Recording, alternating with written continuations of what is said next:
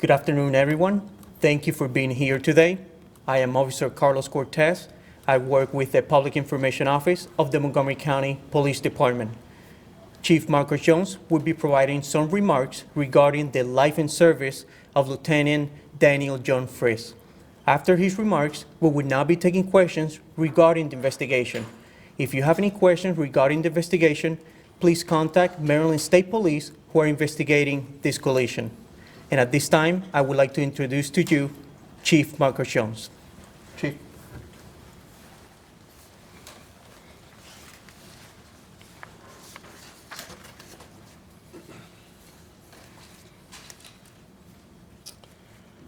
Good afternoon.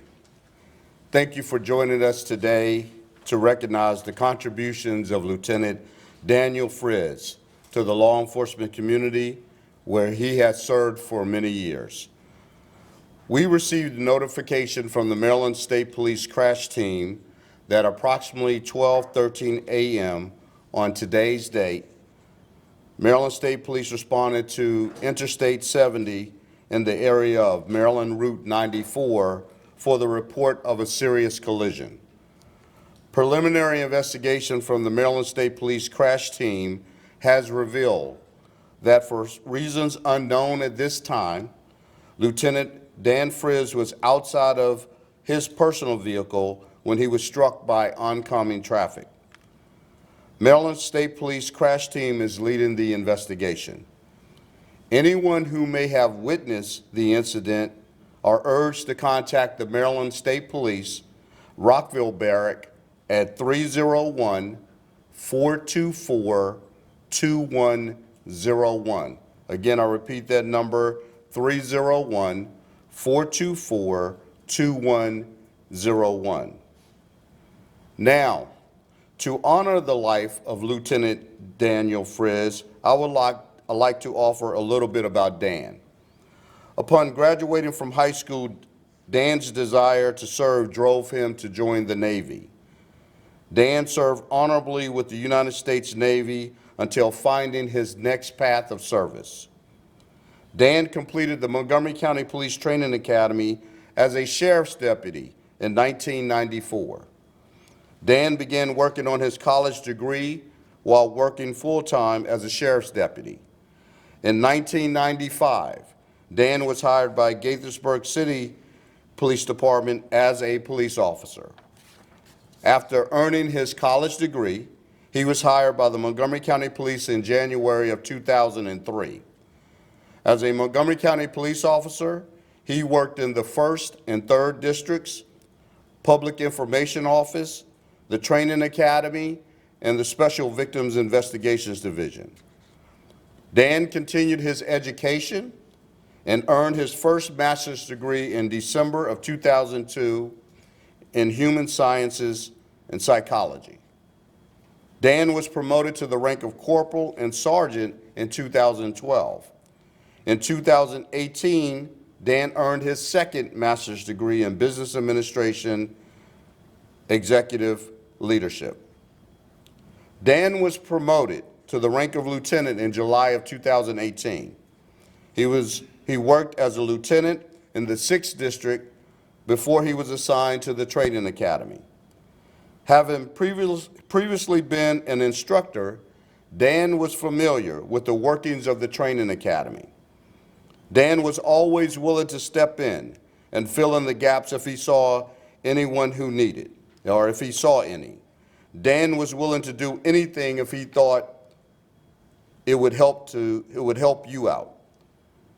It would not be unusual to see Dan sweeping the hallway or taking out the trash. He wanted people to succeed. He always looked for the best in people. If it was important to you, he made sure it was important to him. One of the best things about Dan is the workfare you never knew he did. He never looked for recognition or fanfare. He was happy to be behind the scenes and let you benefit from his hard work. If it was best for the team, Dan took care of it. The Montgomery County Police Training Academy and this police department is better for the work Dan put in every day and every night. Dan will always be remembered for his desire to take care of people on this department. If Dan thought he could help, he would help, sometimes to his own detriment. His character and dedication to people will be an unattainable goal we can only hope to reach. Our thoughts and prayers go out to his family and loved ones. Let me be clear, Lieutenant Dan Friz is sorely missed by this department, and we are heartbroken about this incident that has occurred. Dan is survived by his wife, who is also a Montgomery County police officer, and 3 children. That ends our statement on Lieutenant Dan Friz, and I'll answer any questions you may have. Could you help us just with things Maryland State Police might not be able to help with? For instance, was he working last night and headed home or anything like that? Can you share that information? No, he was not working. He was actually off duty last night, and he was headed home, but he was off duty. Okay. This sort of double impact, you know, his wife is also in public service with this department, and we often report police are like family among each other. Could you reflect on that for us, please? Oh, absolutely. I will tell you from the moment that I was notified in the early morning hours this morning that there was a tremendous response by many of our entire police department, to include those who are on our peer support teams that actually went to the home of Lieutenant Friz to help support his wife and children. And we have been there with them ever since that moment. And I can tell you, it is when we lose a brother or sister officer, it is something that our family comes together.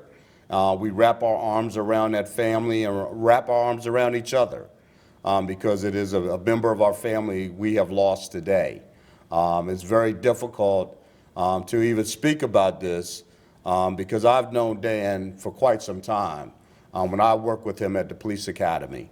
And he has been one of my hardest working executives who worked extremely hard for this community, who put in endless hours, who did any task I asked him to do without hesitation. And he always did it with a smile on his face. It's notable when I spoke to some of his neighbors, they knew him not only as a police family, but they knew him as a guy who played bagpipes on the back porch and made them hear the music. Yes. Most of them liked it. And notably, the photo you all have released is could you reflect, was he playing in a police band or Yes. FOP or what was that? So we have a ceremonial bagpipe band for our department who plays at many of our different types of law enforcement services, such as our fallen heroes that we do in the month of May, and any others, and then unfortunately even during funerals for our fallen officers. And Dan had perfected that craft. I remember when he first took up that task of being involved as a bagpiper, and he was one of our very best bagpipers when it was all said and done. He dedicated himself to that. Again, that was an extracurricular, extracurricular event that he wanted to be a part of. And he did it with great pride. And many families have been very, that's a heartwarming event when they hear the bagpipers play at these ceremonies. And Dan was just, again, that's something that I know the next time I hear the bagpipes, I'm going to be thinking of him. Because again, that was his true commitment to this department.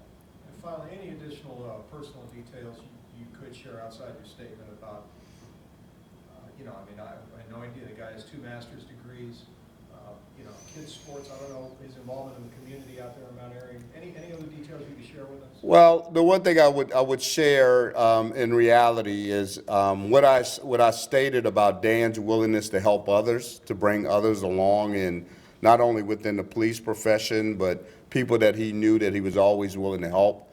you know, over the past few months, you know, or even over the past year, there have been difficult days for police officers.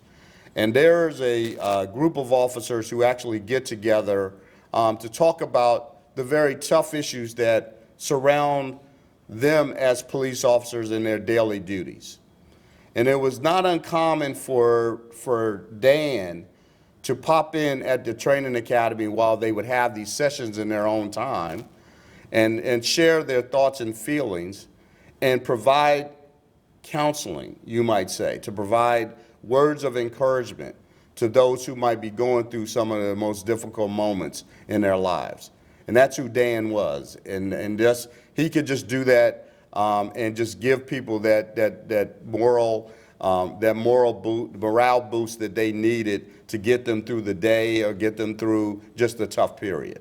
And that's who he was as an individual. And again, that is something will be missed. Yes, ma'am. What happens now? You mentioned that there are officers that are at the family's house comforting his wife and his kids.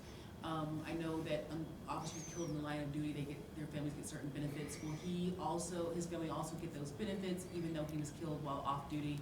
Can you give me some more insight on that? So we're working with Montgomery County with our Office of Human Resources on his benefits and what the county will provide. This is not a line of duty death. So it will be treated somewhat differently. We do have within our own policies how we treat deaths on our department. But again, we are here and totally committed to providing the full support to Dan's family. That's something that's not going to change. Whether it's today, whether it's a week from now, it's a month from now, his wife is a member of our department. We will take care of her and help with the family as much as we have. Our peer support team is very good at that.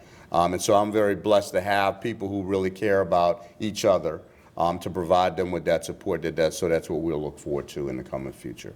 Thank you. I'll answer one more question. Yes, ma'am. He was responding to a different collision, but he was off duty. Am I understanding that correctly? No, ma'am. No, he was the details of all of this incident is under investigation by Maryland State Police. They are getting all of the facts together of exactly what happened. Again, he was off duty. He not acting in a police role whatsoever. He was there on I-70 as he was, and again, reasons unknown as to why he was on the roadway and before he was struck. But that's what Maryland State Police will determine and provide for us later. Okay? Thank you all so very much. Have a good day. Thank you for coming.